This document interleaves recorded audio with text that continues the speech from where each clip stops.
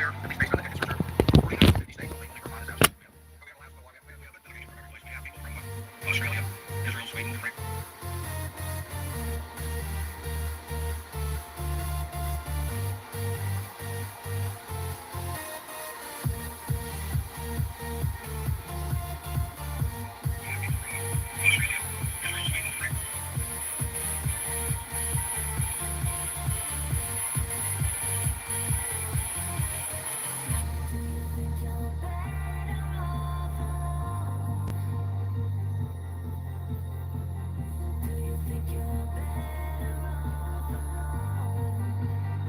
What the dude?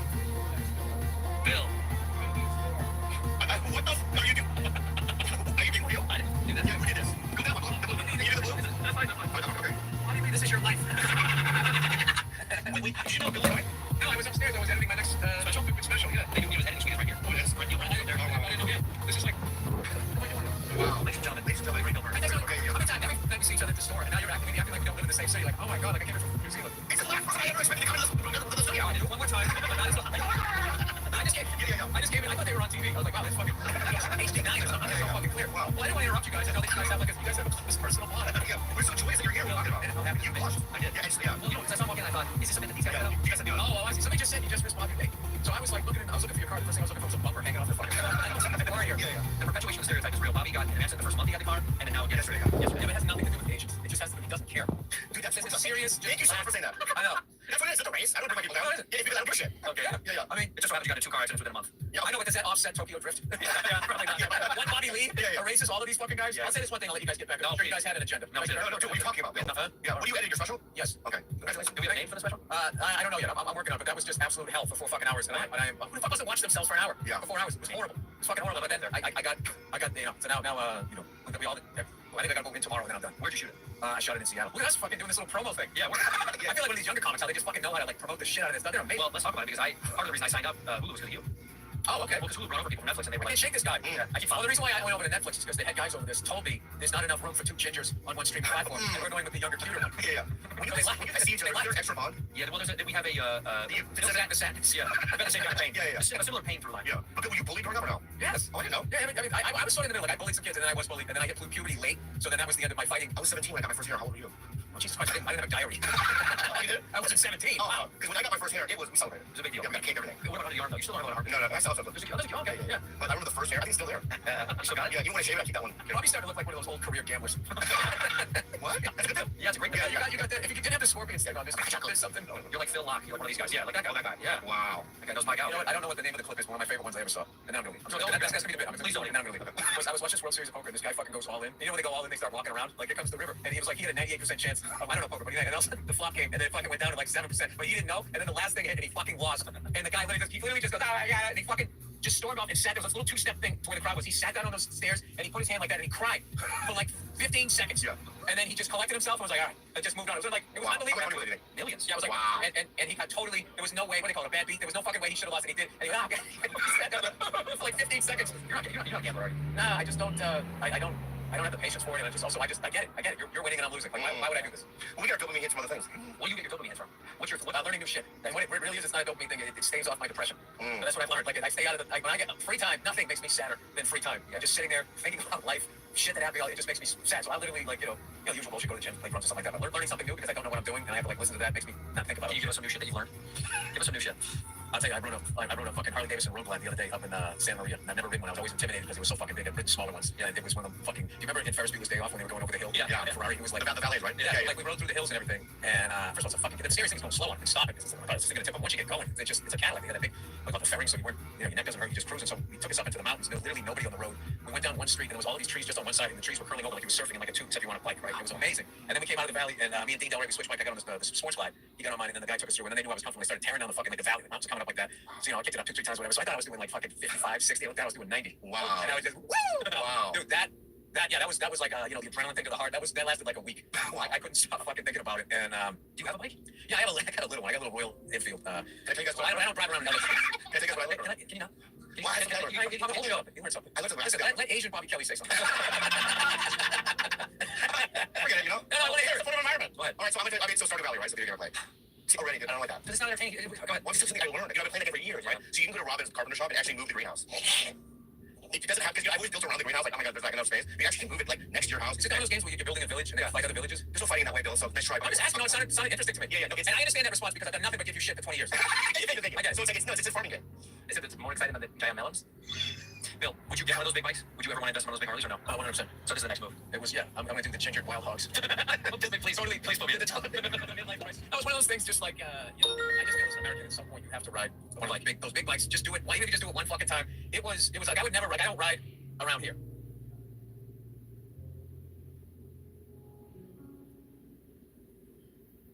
In the middle of nowhere, like, when we were in Colorado, we grew up in Boulder, went to the Rockies a little bit. And just stay away from people. But like, I had a bike out here for about 6 weeks, about 10 years ago, and the level of texting, it was like everybody had like 3 beers in them. So there was just all of this drifting, and it was fucking terrifying. So I remember, like, I never pray, but I was all the way out in somewhere near the beaches or whatever. And I said a prayer. I said, God, if you get me home, I swear to God, I'm never riding this again. I'm going to sell it. And I did. And then I fucked up like an addict. I rode one when I was in Austin, and the MotoGP race was there. That's the Formula One bike race, and I fucking love that shit. And they had this thing on Saturday where like the dads, all the dads could go there. They called it the victory lap. And I had not ridden a bike in like 10 years, so I said, I think I want to be in the back. I want to, because I was like, I was 100 guys. I want to be in the back. I want to be in the back because I don't want to be going fast or anything. And they said, no, dude, you want to be in the front. You want to be in the front because we're going to be going like 25, 30 miles an hour, 40, maybe on a straightaway. But those guys in the back, they wait like 2 minutes, and they wait, and then those guys, the guys get the full fucking leathers on. So I said, all right, good. So anyway, I did that, and I was so thrilled that I still remembered how to do it. And then it just it's back. It's just itchy. Have you ever ridden a bike? Never have. Oh my God. I've ridden like a bike. Not a bicycle bike. Okay. A bike. Yeah, that's like I said, like a standard bike. Like the balancing bike. You have a tan. Oh my God. Yeah, you tan. So did you do somewhere tropical? No. Okay. You have a nice tan. Oh, thank you. Yeah. Thank you, Bobby. That's very nice of you. Yeah. This is our new relation. I don't like it. I fucking hate. He's so nice to me. You've been so nice to me the last couple years. I was always nice to you. I just did it in a dysfunctional way. I always trashed you because I loved you. Now, I love you too. Now I can look sort of in your eyes. It's a difficult thing to do. Yeah. To try to see them. I mean, you were like extra Asian. There you go. There we go. White eyes. This is I don't know if this is maybe a thing with our skin tone and hair, but I've seen you have clothes that I also have. I'm like, is that because we have that thing that we our limited color palette? Yeah. Well, those shoes. I have those exact fucking shoes. I don't know anybody that has those shoes. You know what I love about New Balance? People, that's an old white guy sneaker. It's like, well, yeah, I'm an old white guy. Right. Like I'm doing exactly what I'm supposed to be doing. But you fit Simmons, and you guys all have the same kind of attire. Is it a redheaded thing? Well, Red is not a redhead. Fit Simmons is a redhead. No, he's not. No, he's not. You know, what have you tried? No. He never had. When he did have hair, it was dark. He had brown hair. I think when he grew up goatee, he might have red in his beard a little bit. Well, he had dark hair when he was young. Well, look at my face now. It's so pink. And I'm surprised. Yeah. I mean, that's a lot. Yeah. What do you do? Why are you making fun of other people? What do you mean? What I can only do, dude? I can look at somebody's photo of the week. No, man, he just the messenger. It's just it's throwing me. It's so funny that you say that, Mr. Porter, because I'm going to say this. Right? I've got gained some confidence with this, and I think I'm very clear. So what I would love to do? I would love to take a Sharpie and color in the skin between the mustache and whatever the fuck is on your chin. All right, I do. You don't have to go. I love you. Please stay. We love you, Bill. Thank you so much. Yeah, I have positive feelings about you guys. Yeah. All right, that's it. That was a soft. What do you call it? Soft opening of my special. Oh, here you go. You're trying. This is like you went to wardrobe. You went to wardrobe. Give him a big hug, Bill. I always wanted to know what is that notary.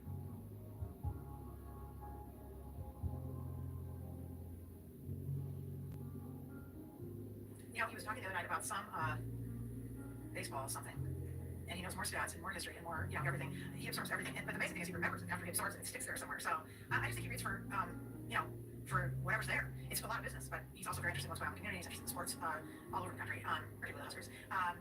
Everything. It's amazing how much he knows and retains. He's an intense worker. I don't know if that's the same as being a hard worker. Not that he wouldn't work hard and doesn't work hard, but he's at the point in his life now where I think he has a lot of control over what he does with his time. So I think he worked harder when I was younger, in the sense that he spent more time on it, but he still spends a lot of time on it. He would live in the office. If he lived in the office, he would just have a bed there, live there. So I still don't know the answer to that. I think about that. He used to rock me to sleep at night and sing Over the Rainbow, so I have this insanely sentimental attachment to that song. And he actually did a karaoke version that I have somewhere on a CD in my house as a gift for me one time. He would just, I think the house was a little crazy with Howie, and so he would come home and sit in bed with me and rock me to sleep and sing. So, which was really a lovely memory for me. And the song is just, it's huge for me. That song is really, it's why I have all these Wizard of Oz things around the house. He was there, physically. He was, for me, and I think my brothers would have to answer this, for me, he was more present, I think. I remember one day coming home from school, and there was a big box on the dining room table, and there was a new dress in it, and there was a slowpoke sucker. I was about 8 years old. And my dad took me to the ballet. Now, at the time, that's all it was. It was great, but it was that. Now that I'm older, I'm sure my mother forced him to do it. I'm sure he didn't want to go. But I never did that at the time. So he would do stuff with me that was very sweet and thoughtful. And he was always there. I mean, he was there for homework help, although it was sort of hopeless to get math help from him because he could get the answer and he couldn't explain how he got it, so it didn't really matter. But he was at the dinner table every night and very present at the dinner table. And I've always had a very strong sense of how much it mattered to him to be, sort of in the house and there. This is an interesting question to think about. And I have a very close relationship with him now. I think I've always had a really close relationship with him. I always had the sense that he was there whenever we needed him. He was there whenever we needed him. because he was physically present. A lot of my friends had dads in trouble. What? My dad was in the house in there. So I guess there was some sense to me that he was always available for anything. I never felt like if he went in the room, he was reading. He was always reading, always reading. He wouldn't interrupt when we were talking, and he wouldn't have time for us, or that didn't happen. Well, I always told my mother we were talking sound bites because I've said sometimes I have gone to his office once in a while, not very often, and said I need 10 minutes of attention. Focus here. And if you can't do it, I'll come over to your house. Because if the phone rings and I answer it, we can't be doing that. We're just right now. And he'll do it. I've never had to say no to that. But I don't ask for it very often. And it's not because he doesn't want to. It's because I don't think he can do it that often. So if you learn to talk in sound bites and you can just hear what you need, he will.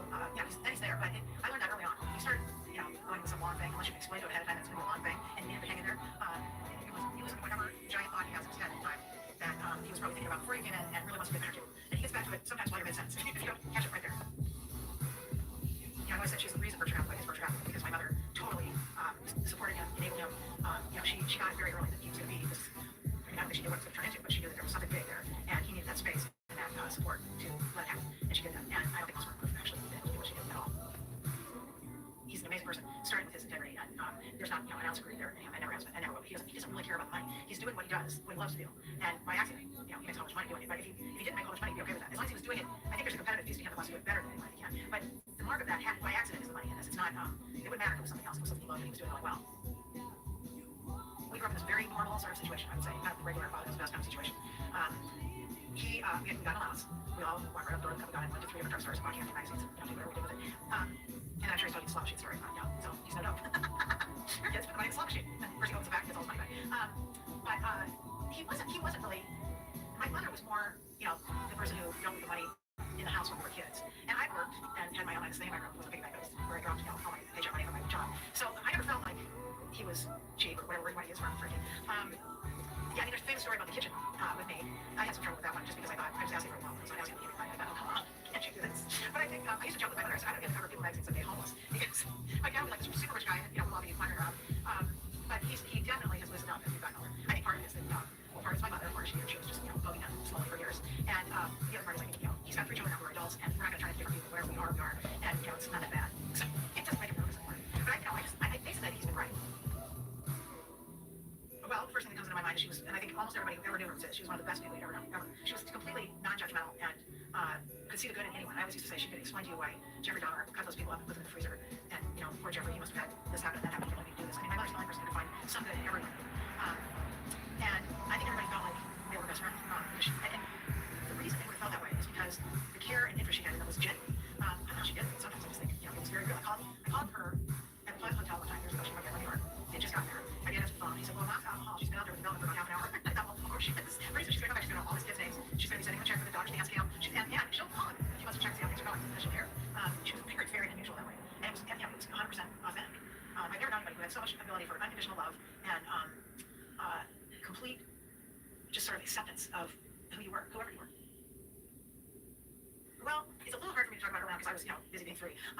But I know he was a very awkward, insecure young man. I'm not sure he's told you that they had a special room for him at the school because he was such a problem. And he was, which I always sort of like to tell, especially young people, because I think, if you screw it up, look this guy turned into, and not just the money, but the person that he is, the human being that he is. So anything's possible, pretty much. But my mother, I'm sure, as she did with everyone, but did it in a more intense way than my dad. I mean, she could see the good in everyone. She could see the potential. She, I think, understood how much pain was there. She was really good with people who were in pain or experienced, some personal pain, and she was very good at sort of, she functioned in a lot of ways as a therapist, honestly, because she would ask a lot of questions. She cared deeply, and then she would sort of help you think about things differently. Or I think with my dad, she talked to him a lot about where the pain was coming from, why, whatever was going on, what was going on. She probably heard him. I'm sure that some of the things he probably said to her early on about how successful it might be or what he wanted to do, I'm sure she probably thought, oh, right, we'll see. But then, of course, it came true.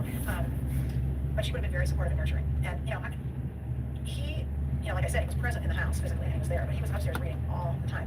And she really, in some ways, had to develop her own life outside of that, which I completely get. But, she was always so loving towards him. And so she would, she would always publicly talk about, how great, how smart, how wonderful she believed it's all true. I just think it was sort of over the years, just sort of, it was what he needed. I don't know how to describe it exactly. I mean, they had a very, physically together, they were very sweet with each other. She was so physically affectionate with him. And he was with her, but I don't know if he would have been that way if she hadn't sort of initiated all of it and made it so comfortable. But she was they were very, they had, you could tell they loved each other. It was very clear to me that they did. My mother came from such a different kind of childhood, so it certainly wasn't from her personal experience that she was, able to do that. But I think she, she did that with so many people on a smaller level, of course, because she was married to the with them, but she was somebody. I mean, that's why she just had all these people who, she functioned as a therapist for a lot of people because she would listen to people about their stuff, their personal stuff, whatever was going on in their lives, and would sort of talk them through it and get them to look at things differently, think about things differently, and feel better. It is interesting to me that they both did. I just think it was sort of over the years, it just sort of, what you needed. I don't know how to describe it exactly. I mean, they had very, physically together, they were very sweet with each other. She was so physically affectionate with him, and he was with her. But I don't know if he would have been that. She had sort of initiated all of it, made it so comfortable. But they were very, they had, you could tell they loved each other. It was very clear to me that they did. My mother came from such a different kind of childhood, so it certainly wasn't from her personal experience that she was, able to do that. But I think she, she did that with so many people on a smaller level, of course, because she was married to the with them. But she was somebody. I mean, that's why she just had all these people who, she functioned as a therapist for a lot of people because she listened to people about their family stuff and their personal stuff, whatever was going on in their lives, and sort of talk them through it and get them to look at things differently, think about things differently, and feel better in the end. It is interesting to me that they both came from these very conservative families, so similar in so many ways, and my both sets of grandparents were actually friends separately.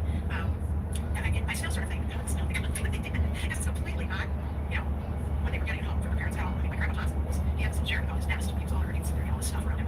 There were two pictures, cut out, like my pictures came down the wall next to him. One was my mother and one was Ronald Reagan.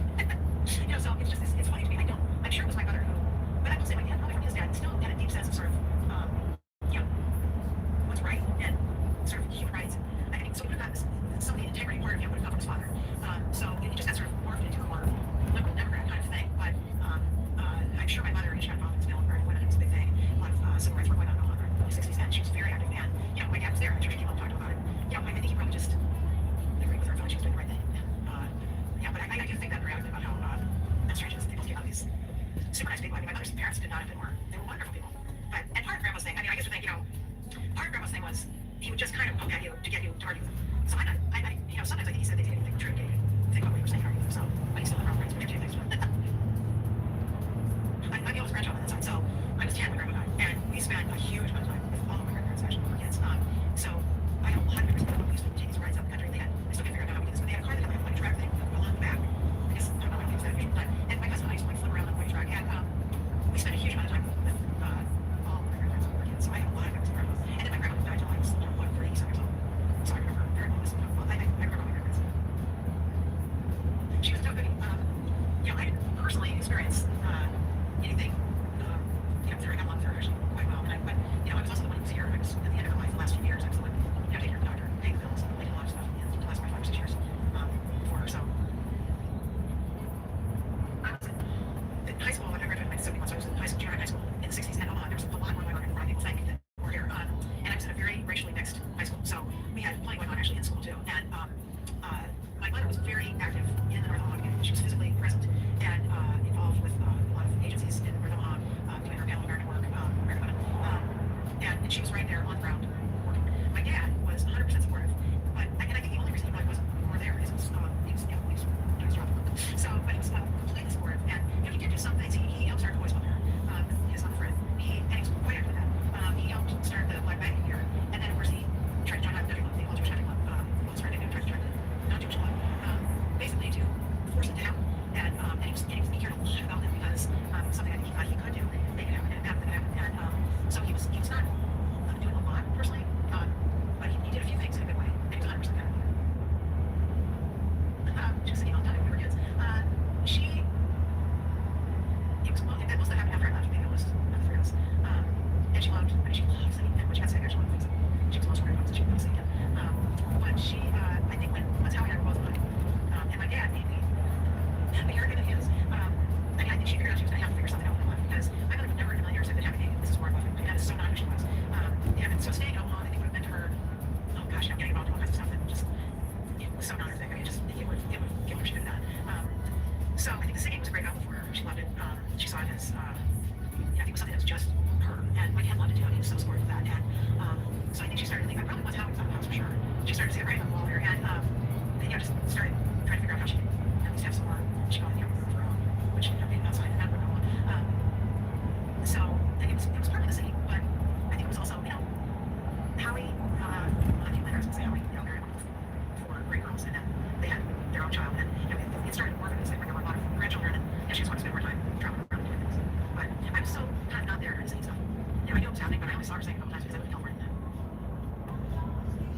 do remember, I was devastated for him. And I came home because I can't say I was mad at him exactly, but I kept thinking, how can he so he can't function by himself? He can go to the office and do all that stuff, but I'm not sure he knows how to make his toast. So I came home. I had a hard time understanding. I understand it really well now, but I had a hard time understanding it at the time. I stayed home I stayed at the house with him. I don't know if you remember this, because I remember a lot about it. But I remember doing his laundry one point, and whenever we got done, I went upstairs or something, and he said, that was fast. I thought, you guys might take 6 days to do laundry. I don't know. He's never done anything like this. But I just stayed with him because I was so worried about him.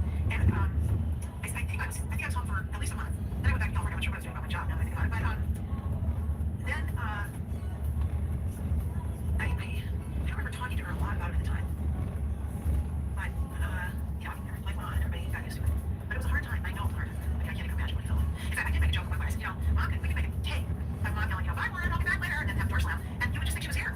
Because he was always off reading and doing something, and I don't think he knew what she was doing most of the time. She was off doing stuff here with the kids or in the community. And then she had, we used to joke, we had a door hanger that had Lucy for Peanuts in her little psychiatric booth that says doctors in, and we would hang it on the door at the house because she would leave the house at like 11:30 at night and be gone for hours, and she would be driving around seeing what I used to call her patients. And that's what she would do. She would go around and, visit people who were having problems or whatever, and, listen to them. So she wasn't really spending time with my dad. That was the funny part. So, that's why I told her one way. I said, you would just make a day with her. You'll think she's here then. Well, yeah, and there's many versions of this story. I can only tell you my version. Because I think this is true. I'm afraid so many other versions. Who knows what's true? I knew Astrid before my parents did. Astrid was friends with other friends of mine. She's older than I am, but she used to work down in Gilbert.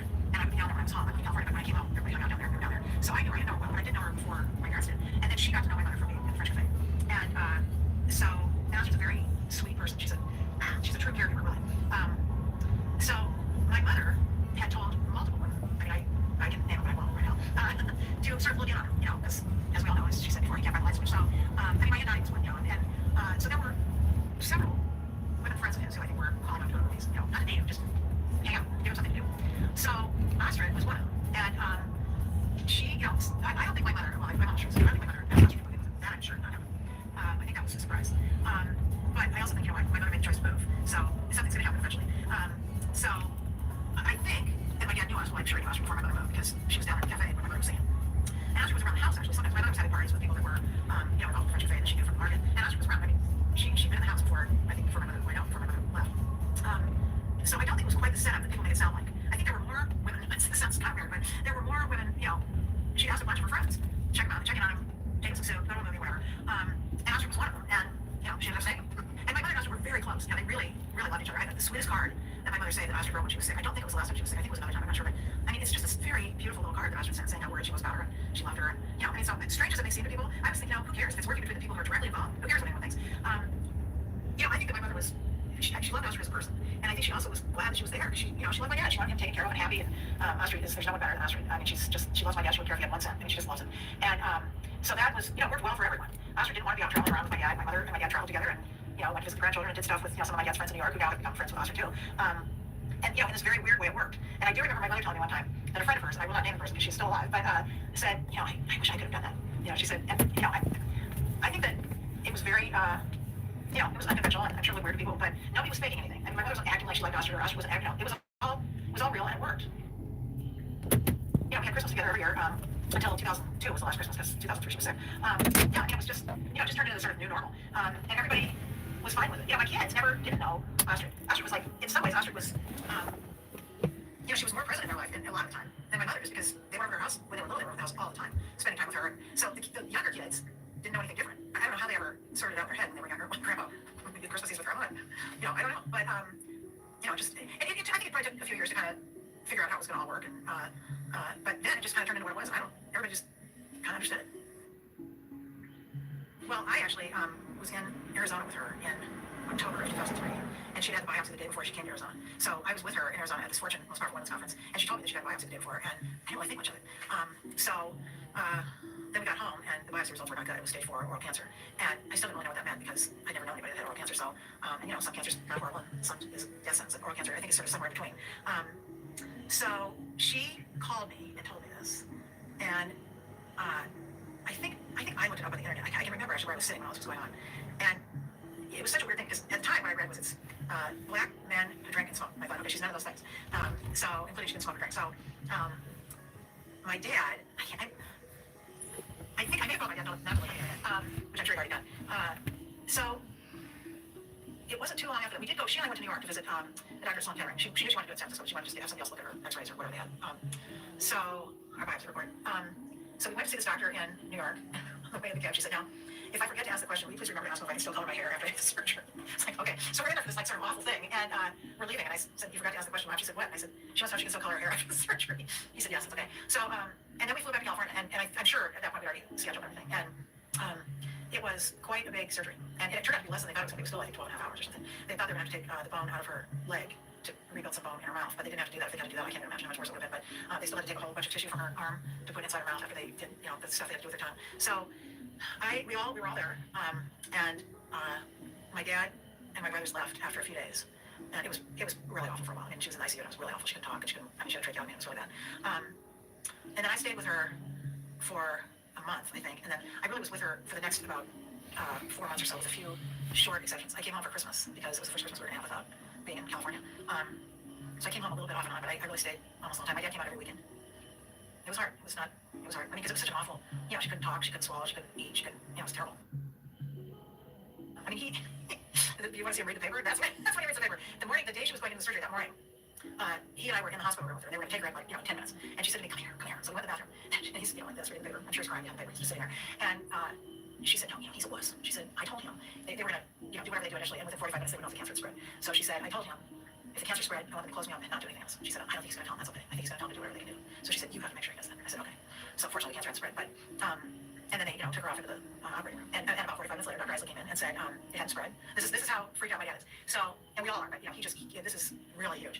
Dr. Isley comes in and says, it hasn't spread. We're going to continue. Now it's going to be a long time. And we said, okay. And so he walked away, my dad, and he said, what do you say? Did it spread or not? I said, no, it didn't spread. Oh, okay. And then he felt like we could go get something to eat. But he didn't even hear it. So, it's funny. There's some of it he just can't, he just can't. The thought of something happening to her was just, for him, it was just the worst thing that could happen. But she came out, and I think he probably needed to go home at that point. He needs to go, disappear into his office, and he knows she's got excellent care, and he knows I'm there, and I'm going to call him if there's any reason to call him. And he showed up every weekend. And the first time he showed up, actually, it was kind of funny. It was probably like a week later or something. He called me and he said, let's go to Johnny Rockets when I get there. Get some dinner. And I said, okay, but I said, I have to get him out of bed first. Now she's in bed in the hospital, but there's like a whole thing that has to happen. I said, I have to get her, ready for bed before I can leave. He said, well, how long does that take? I said, it takes about 2 hours. It does? I said, no. But it was great because he came and he sat in the room and he watched, all the stuff that we had to do just to get her ready to sort of kind of go to sleep for the night. And then we went to Johnny Rockets, and, he was good. We surprised him the one time that when she finally took the thing, they had removed the tracheotomy thing, whatever it is. And we didn't tell him that when he got there that time she was going to actually be able to talk. And so that was kind of a fun moment. She loved you too. And so at night, every night when she went to bed, I obviously went to bed, she was already in bed, but when she went to bed, we would, she had a feeding tube, and and she couldn't talk. So she would write these notes to me. It's funny, I have a huge pile of paper of all the notes she wrote to me, which is actually, I kept them, sorry. Because some of them were so funny. But she would write me down every night of the songs. We had the Rattle Hum DVD, which is an old DVD, and she loved it. And she would write the songs that she wanted to listen to that night. And the last song was always All I Want Is You. And so we would play the song, we show them on DVD the songs, and then we would shoot the pain meds into the feeding tube and the sleeping meds, and then we put on All I Want Is You, and she would go to sleep to that. So in November, I was in Washington at the Library of Congress or something with Bono, and he said, and they hadn't met yet either. He said, how's your mom doing? I said, she's doing fine. And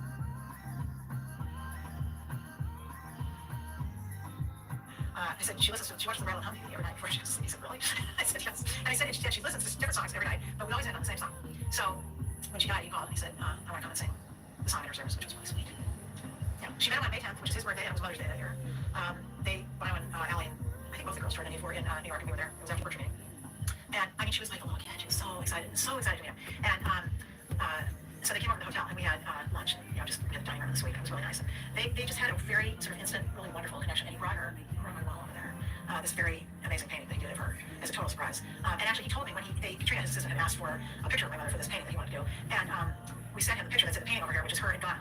She was dancing with a lot of women in Ghana. And Bono said to me, it was so interesting when I got the picture. He said, most people send sort of a headshot. But he said, I got this picture of your mother. He said, it sort of captured who she was, even though I didn't know her. So he did this really very cool thing over there for her. And they just had and then she and I went to France and stayed at his house in late June, right before she died. And that was, she wasn't sure she was going to be able to make the trip, but it was really, it gave her such energy to be there. On the way home, she never went to sleep. She had the headphones on, and she was listening to you two the whole way. And just how he said, I'm happy down there. So she's just like a new person.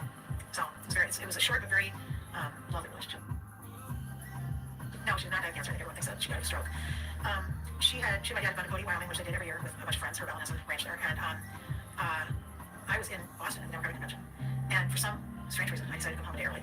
And I had come home. I was dead tired from being up way too late every night, and I was going to watch. I think it was John Kerry. I was going to speak that night, and my dad called and said, "I need Dr. Rice's phone number." This was, I don't know, 8 o'clock at night or something. And I didn't ask why or anything. I just thought, boy, this is not good, whatever it is. I got Dr. Rice's phone number, and then he called back about 45 minutes later, maybe not quite that long, and he said, "Something happened to Mom. I'm in an ambulance. You need to come." Now, I thought, well, he would call me if she stubbed her toe, so we're going to figure this out. I said, okay. So I called NetJets and got a plane, and he called back again, and he said, "You need to find your brothers and bring them." So I said, okay. So Peter was in Omaha, and I called Peter, and I said, "There's a plane at midnight," or whatever time it was. And Howie, I found Devin in the Walgreens in Indiana on her cell phone, and I said, "Where's Howie?" And she said, "He's on his way to South Africa. He's in a plane." So I said, okay, I don't know what's going on. And I'm still in my head thinking, we'll get this figured out. So I said, just have him call me when he lands. I think Devin gave me the phone number, somebody was picking him up or something. Anyway, somehow I figured out what I was supposed to do. And Peter and I got on the plane, and I packed a bag for like 3 weeks, because I totally, in my head, I'm thinking, okay, we're going to call in the nurses, we're going to call in Kathleen, my mother's assistant forever, the most amazing person, and we'll fix this. So, because my mother had this little group of nurses that had taken care of her. And so Peter and I landed. I don't think I talked, well, I think I did talk to Howie right before. He must have just landed before we took off. And I told him, I said, "I don't know what's going on, I'm going to call you." And so we got to Cody. It was the weirdest thing for me. I was in the hospital with Mrs. Graham after she fell, and so there was a lot of sort of deja vu. It was during her thing, and it was in a hospital that's there for skiing accidents and not, people having strokes. So we went into the hospital room, and my dad was sitting there. He'd been sitting there all night, holding her hand. I was so proud of him because he hadn't done any, excess measures or whatever. He when it came down to it, he knew what he was supposed to do, and he did it, which was nothing. She had a little oxygen thing on her face, and I thought, this is so interesting because she had told me a few months earlier that her biggest fear was dying, suffocating and dying. And so I thought, well, she's not going to be gasping for breath, so that's good. She didn't want that. And my dad went to sleep then. Peter went to sleep, and I sat with her. And my one regret is I didn't bring my iPod. I thought, oh, she could have loved to have some music playing, but I forgot that part. So I sat with her, and I just kept putting my hand on her to see if she was breathing. And at one point, I didn't feel anything, so I went out to get the nurse. And I said, "Can you come in here?" And she said, "No, she's gone." So I just said one of the worst moments of my life was waiting my dad. It was horrible. And a total shock. She could find they went off to Cody. She was fine. They were having dinner, and she didn't feel well after dinner. She had a stroke. So he just was sad, crying, sad. I thought, in my head at the time, I thought, God, I don't know if I'll ever get out of bed. I mean, this is like the worst thing ever. And but he did. So we went, took a while to get out of the hospital, to do all this stuff. She's in Wyoming, had to move out of the state. There's a lot of paperwork that goes on there. And he had to do stuff with Mark at Berkshire to make sure that whatever stock was, all that stuff. And there were a few people that I needed to call because I didn't want to hear it on the news. But obviously Howard, but there were a couple other people. So I did that, and I sat in the room with her. I just didn't, for some reason, do want to be by herself. So everybody kind of went into their little jobs and flew her home. And it was the day before my birthday, so I got home and I went to the mortuary, did what I had to do at the mortuary. My dad got into the covers, and I got over to the mortuary, and the doorbell rang. It was the UPS man, my birthday present from my mother, which I opened last year. I waited 10 years. Yeah. She told us the music. She wanted only family, and she, and then she had one thing she wanted me to read. She had given us some stuff. The only thing she didn't tell me was where to put her ashes. So I figured, well, she must have figured I could figure that out because that's the only thing I actually didn't know. But she'd been telling me since I was 10 years old about funeral. We had a joke about her funerals, and so all of a sudden she died, and I thought, oh, now I remember all the songs, which I remember all but one. So I had Brandon who would come over, and he put together this whole thing of the music for us, and then we actually had played one of Peter's songs, and then we ended the service with her singing "Here's the Life" because it just seemed perfect. So yeah, I mean, the funeral music has been queued up for years. Well, then the first call I got actually when we landed was him saying, "Can I come sing?" And I thought, well, it's gonna be so little, I don't know if it's worth your time, really. But he said, "No, I really want to do this." So he flew in with Allie, his wife, and Bobby Schreiber, and practiced with Mike the night before my son. I played guitar and Mama sang, which was amazing and beautiful. I don't think so. I don't think anything would threaten my mother really, because their relationship was so solid and so. It was sort of such a different relationship than he would ever have with anyone else. That I don't think anything threatened my mother at all. No, I mean I don't think so. In fact, I just can't imagine. And I just adore Mrs. Graham. I mean, she and I have a very close relationship, so I don't think so. She was working with Alan Greenberg, my ex-husband, who still runs the foundation, and is amazing, doing women's reproductive health work around the world. And then there's a little piece too that's college scholarships, so it's not that little, it's $20 something. But my mother loved traveling to sort of the worst parts of the world and meeting the people and spending time with them and learning about what she the foundation could do to make their lives better. 110%. I am so proud of what we do. And we have our board meetings, and I just think, I almost cry every morning because I just think she would be so proud. It's absolutely true. And that is my biggest job, in my opinion, is to make sure that every night gets spent the way she would want to spend it. He loves it. He's the worst eater, and he loves it. And he's healthy. That's the problem. He's healthy. So, I said to him once, well, what if your doctor told you to start eating only lettuce, or you would die? He said, well, then I would eat only lettuce, but I'm not going to do it now. He has like perfect everything. And he eats the worst possible. I mean, it drives, he doesn't drink water. He doesn't drink water. He doesn't do anything he's supposed to do. And he's healthy. message thing about my dad, and he wanted to talk to my mother. My mother started going back and forth, but she didn't want to talk to anyone. So she finally agreed because it was Charlie, and she trusted him, and she figured he would be good to her, so she was going to do it. She would do it, and thank God she did. So Charlie set up in a room in the plaza, so she wouldn't have to do anything because she was really not so good at this point. Still, we sort of did this thing where we think one thing a day. What are you going to do for, because she was so tired still from the radiation. So she that morning actually had said, I don't know if I can do this. And Charlie knew this might happen. Was fine, whatever. And so she said, I'll try. She said, maybe I'll just do it for 10 minutes. I just feel tired. I'll do it for 10 minutes. I said, okay, so we'll go down there and we'll tell Charlie, he'll do what you do. And so we went down there and she started the interview with him. And I think it's 45 minutes long she didn't cough. She didn't have to drink her water. She was completely amazing, I think. And I'm so grateful now that she did. It's the only thing we have. But she was fabulous. And so we were leaving and walking down the hall. She said, how did I do? And I said, wow, you were great. Couldn't be better. She said, are you sure? I didn't make any mistakes. I said, no. I said, you're going to be totally happy with it. It was fabulous. And she said, let's go to Burgers. So we did. Went to Burgers. Where she sat in the chair, but she was still at Burgers. I think he would want it to be about his character and who he is as a person. I don't think he would necessarily want it to be that he was, the second richest guy or whatever he is. I think he would want it to be about his character and who he is.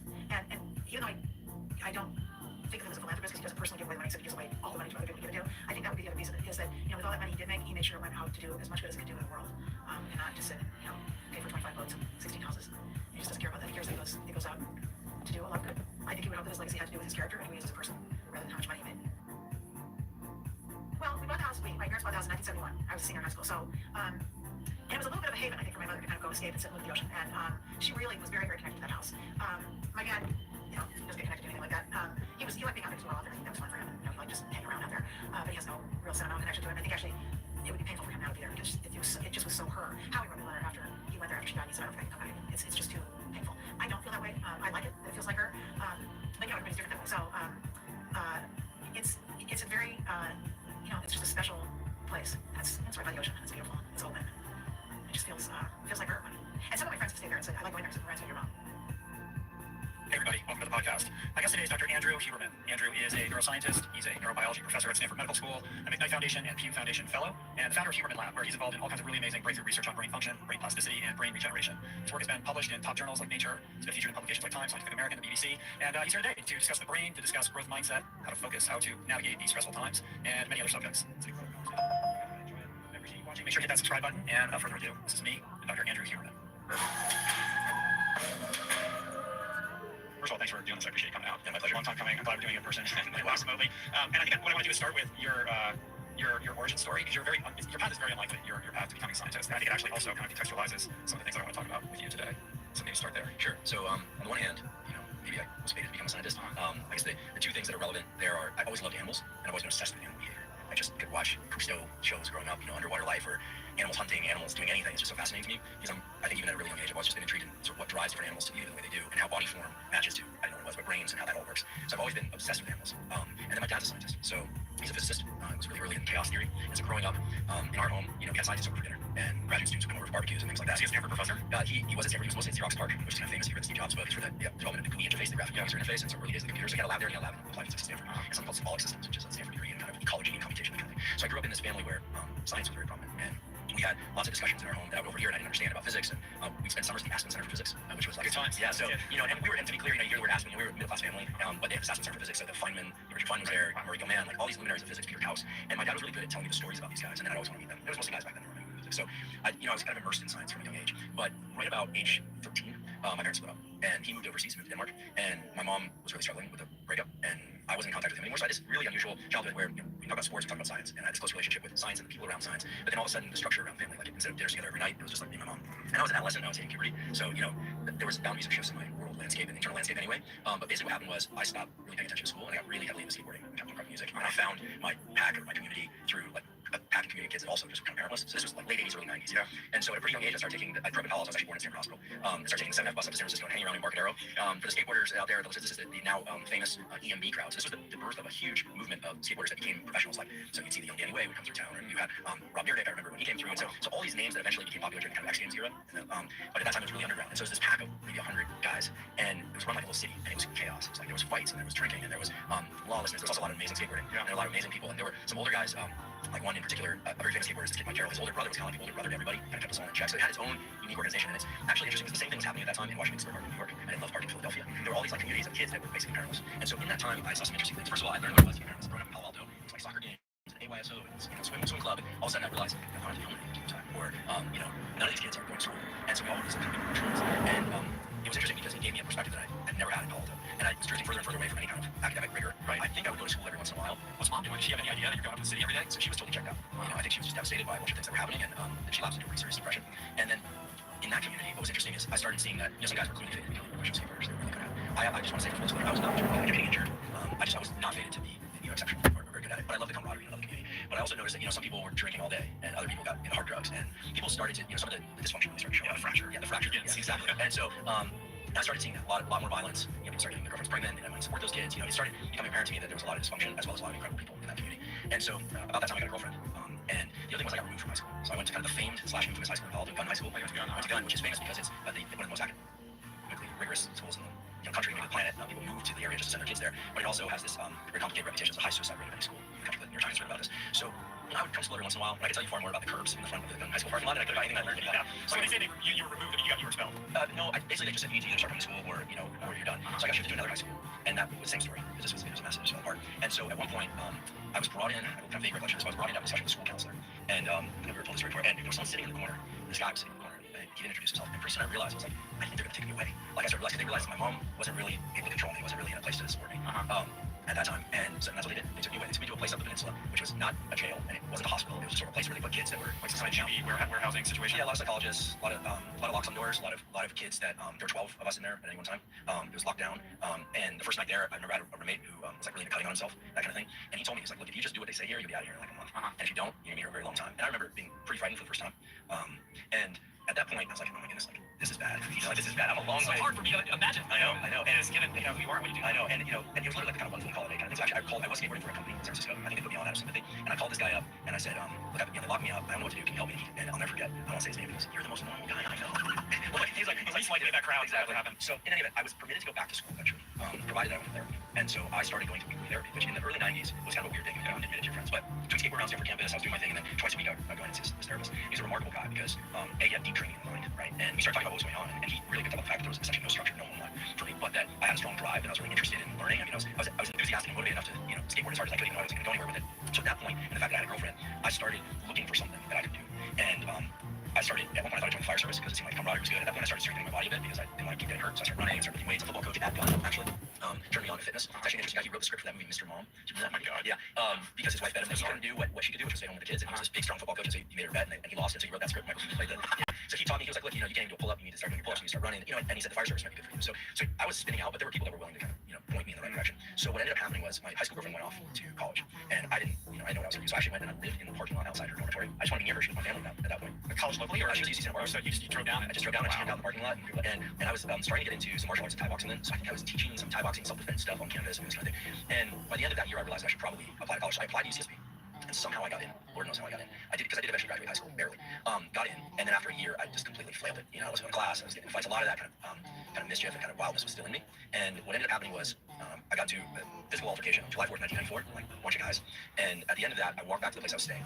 And of course, I wasn't paying rent because I learned in those years like you can squat in an empty house. So I live in California, so I was really running wild. And went back and I realized I was like, this picture is really bad. At some point, this isn't going to be like a kid who had some problems. This is going to be true. It's not cute. It's not cute. No one's going to make excuses about your upbringing or the lack of parenting. It just becomes, you're going to end up being a ward of the state. I mean, it sounds like you're almost a feral animal. Totally feral. Actually, and I have some close friends that that's how they refer to me, really feral. And it's funny, even to this day, I mean, I'll get to where this eventually took me, but even to this day, when I go into a home where it's clearly like a loving home, where there's kids are happy and there's good food and it's warm and cozy, I always feel this thing like, wow, like amazing. Like, I sort of want to be adopted by them immediately. But I'm 45 years old, so that's not appropriate. It's so interesting. I keep thinking about David Epstein's book, Range. Did you read this book? Which is basically this thesis that some of the most successful people are not, we suspect that, the great talents of the world across all disciplines are the people who discover their passion at an early age and practice it voraciously for many, many, many years. But in fact, it's people more like yourself who've dabbled in all different kinds of things, who end up being ultimately, the most proficient at their selected skill set. And when I look at your experience, I see trauma, I see adventure, I see, all these obstacles that you had to face and overcome and manage on your own, essentially, right? And all of those really inform perfectly the things that you're interested in and what you explore today in your lab. Yeah, it really did. I think that I'm so grateful for those years. I wouldn't wish them on any kid because I think having a secure, loving environment at home is so key. And I should say about a third of the kids that I grew up with in that environment, that whole skateboarding and rock culture, about a third have gone on to found companies or professional skateboarders. About a third just kind of drifted off, and about a third are dead or incarcerated. A huge number. And so there's real value in having a support system. That's clear. But it exposed me to all these things like addiction, schizophrenia, rage, like all these incredible elements. Like I was never really into drinking drugs. I could drink or not drink. It just was I was drawn to it. But other people, they took one sip and it was like that was their thing. Right? It was like the magic elixir for them. And so I was observing what was happening. And then after that, that July 4th, '94 incident was realized this is it.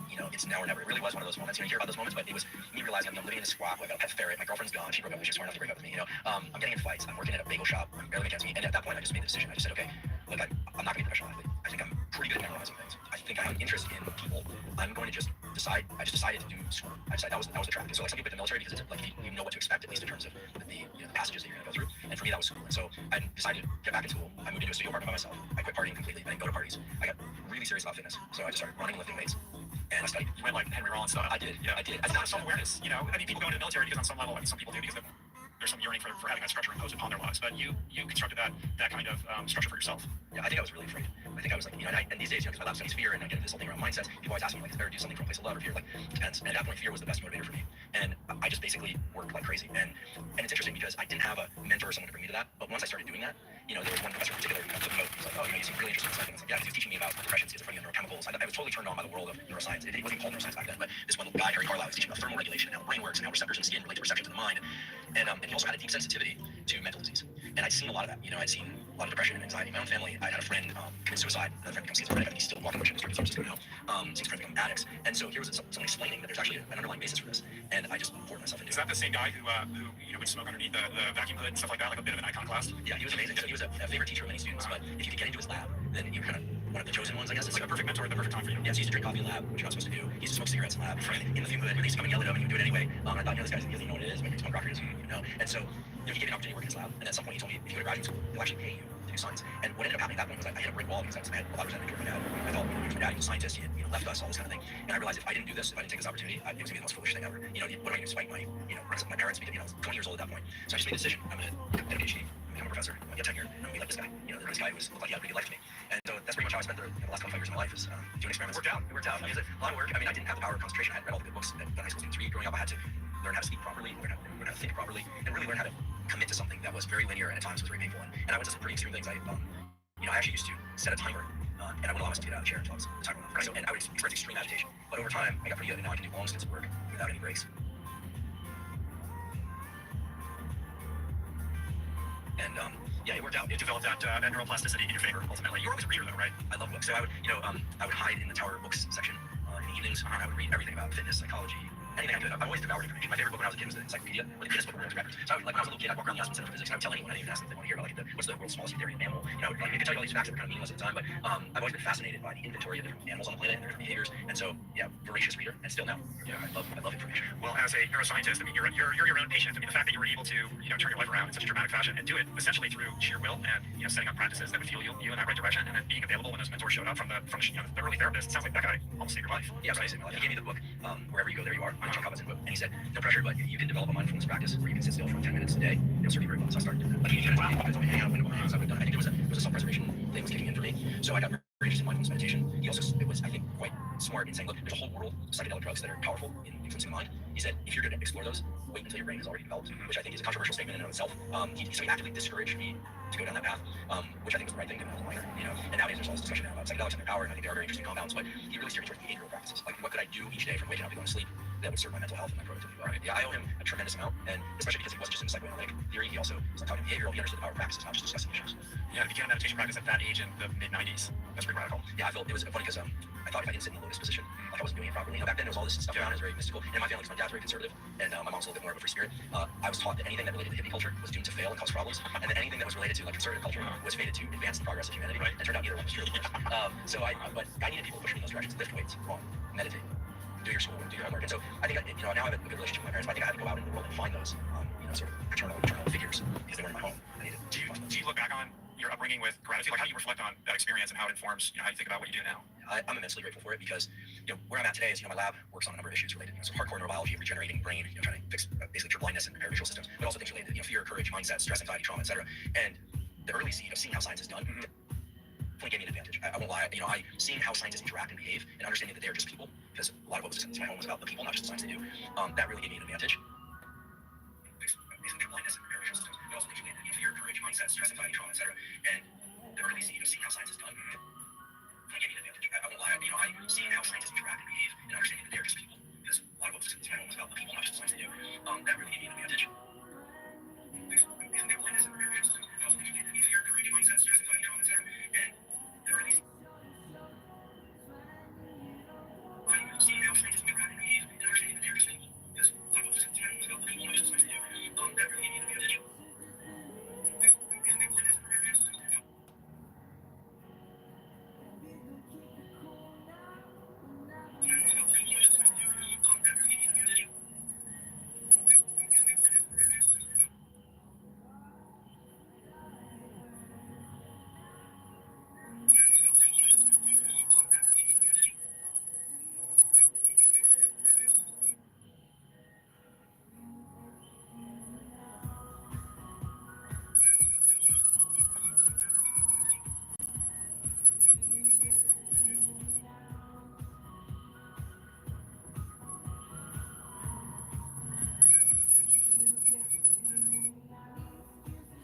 Uncle Mink.